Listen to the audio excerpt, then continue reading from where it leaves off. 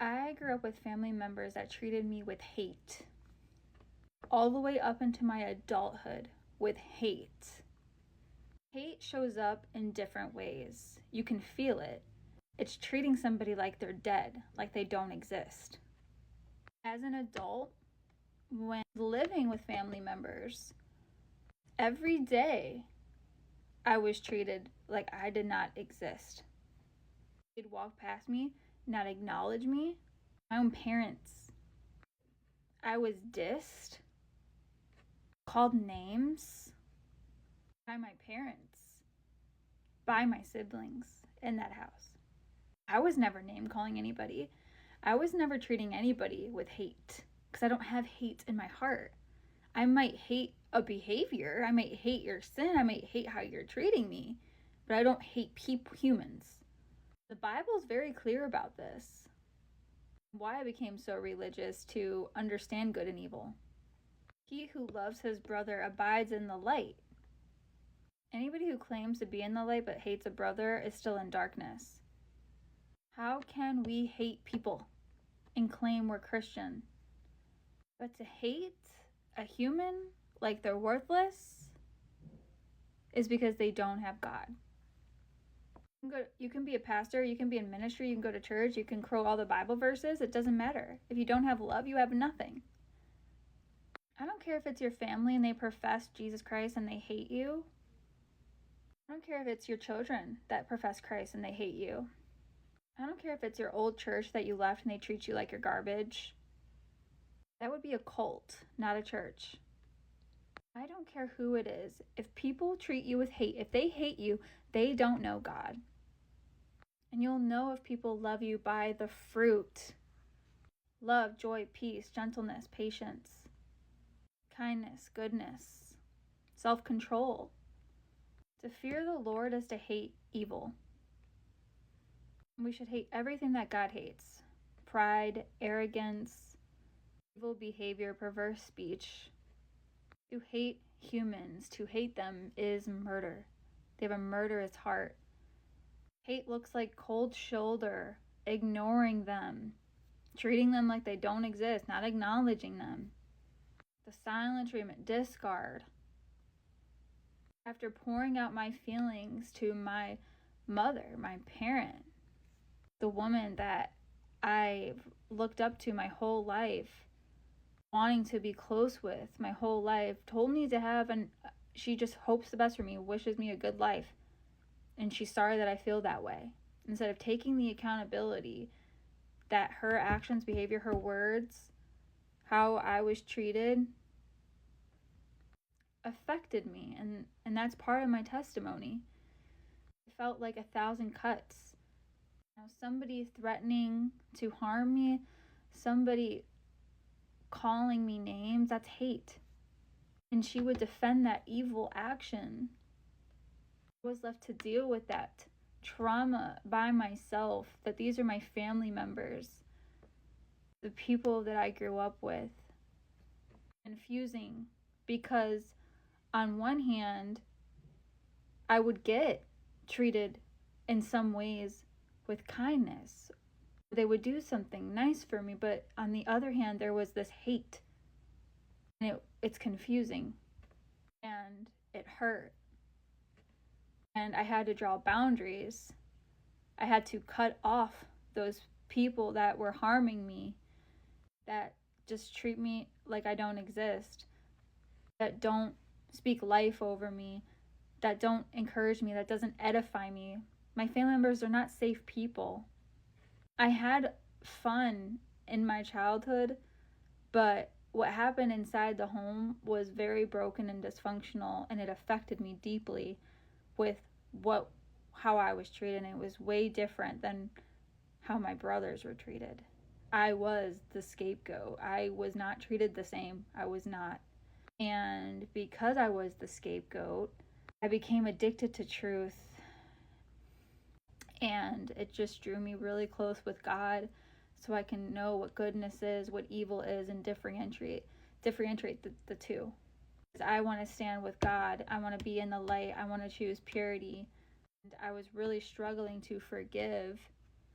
So if you're dealing with people that hate you, that treat you with hate, don't treat you with love and kindness, understand that people don't change unless they have God. And I was the biggest people pleaser of all time. I would try to get them to not hate me, my whole family. Maybe if I was just a little sweeter, a little nicer, maybe if I did this one thing, if I just like give and like show you that I'm worth loving and not hating, if I could just be good enough, if I could just be perfect and show you I'm lovable, I would just betray myself over and over. So unfortunately, narcissism, it runs in the family. It's not just one person. It's a whole family thing, and you're the only one that's speaking up. Nobody comes to take your side.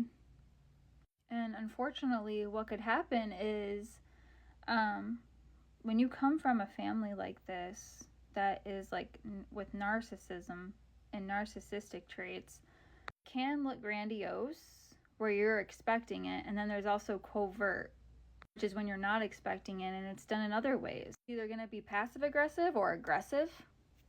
These are just aggressive people in general. They're full of hate and bitterness. What comes out of their mouth is never gentle.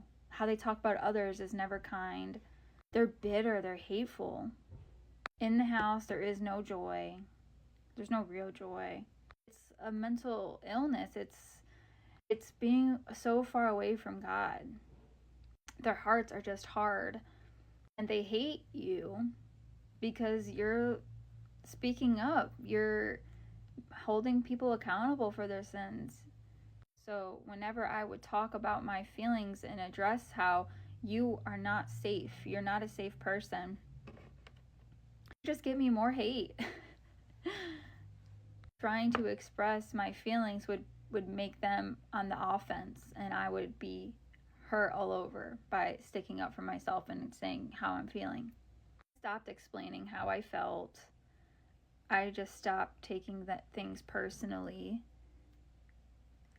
I stopped engaging, and I show disinterest now. I show indifference now towards people that hate. I have no interest to,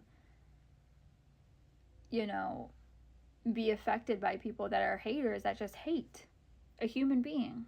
You would think like the older people get, they'll change. No. I've grown. I've changed in so many ways since being a kid and a teen and my early 20s. Like I'm always like, my heart always wants to learn, and my heart just wants to do right. My heart wants to be close with God, and God has just been teaching me so much, like, about my emotions and my feelings, because my emotions used to be so heightened. But now I don't live my life, like, I don't let my feelings control me as much as my feelings used to. Like, if I had feelings, it would control me, it would consume me. But when I notice, like, okay, I'm having these emotions and I'm feeling triggered, I'm feeling like unsafe, I'm feeling in that fight or flight response, feeling feelings like I'm not good enough, or I'm not lovable. I know that's lies from the enemy. I know that's not true. And that's when I just dive deep into God's word and my identity in Him. Because when you come from, a background of adults that and family members that on one side can be nice and do some nice things in other ways, and then on the other side they're hurting you, that's not love. And that's why it's so confusing, and that's why I have a chronic illness today. I'd also find relationships and friendships where it was the same thing. Like, they would be so loving and so nice, and then on the other side be harmful to me or abusive to me. And that's just what I was used to. That's what my nervous system was used to until I decided to heal and choose different. I know what it's like to feel hated and to be hated. And it sucks. Nobody wants to be hated. Like, you can hate somebody's behavior, but if you hate an actual human being and the way you treat them, you just don't have God, and then I pity you. Or a mother not to love her own daughter, she's living in condemnation, she's living in shame. That's not natural.